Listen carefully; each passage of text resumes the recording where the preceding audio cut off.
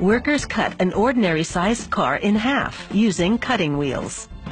Before cutting begins, the inside of the car is stripped away, along with other components, such as the gas tank and drive shaft. Workers cut away the inner support structure and cut across the floor of the car with a reciprocating saw. The car is now completely cut in half. Workers wheel the back half of the car away from the front half. They place the back half on the exact spot where the limousine will gradually be assembled. The construction department employees insert steel frame rails into the front half of the car. They insert the rails on both sides of the front half before inserting the rails into the back half of the car. They measure the length of the frame rails to make sure that the frame is square and that the two halves are the correct distance apart to build the limousine. A worker welds the rails to the frames of the front and back halves of the original car. They position the drive shaft tunnel, which houses the steel drive shaft and exhaust pipes, and weld it to the original vehicle tunnel. They position the floor, which is made of galvanized steel, and weld it to the frame rails and tunnel. They weld the steel roof rails into place. They connect the new rails to the roof rails in the original vehicle. A worker welds a vertical side post into place.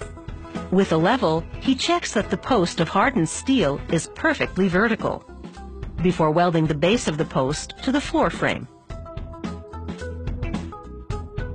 A roof panel made of galvanized steel is put in place. Workers install the limousine's bar. They've already installed the steel seat frames. Next, they install an outer body panel, complete with hardened steel crash bar. They screw the panel into place. The screws will be removed once the panel has bonded solidly to the limousine frame. A worker sprays on 3 coats of paint, then applies 2 coats of protective clear coating. Once the painting process is complete, workers install the laminated safety side glass. Another worker sprays contact cement on the roof of the limousine in preparation for the vinyl top. He stretches the vinyl across the roof and, with his hand, presses the fabric down into the crevices. Then he carefully trims off the excess. He presses a strip of chrome molding into place on top of the vinyl. Workers in the interior department install the back of a leather seat and the leather bench seat. After reupholstering the original rear seat to match, they return it to its original spot in the back of the limousine. A systems installer connects the electrical systems for the control center located behind the driver's seat.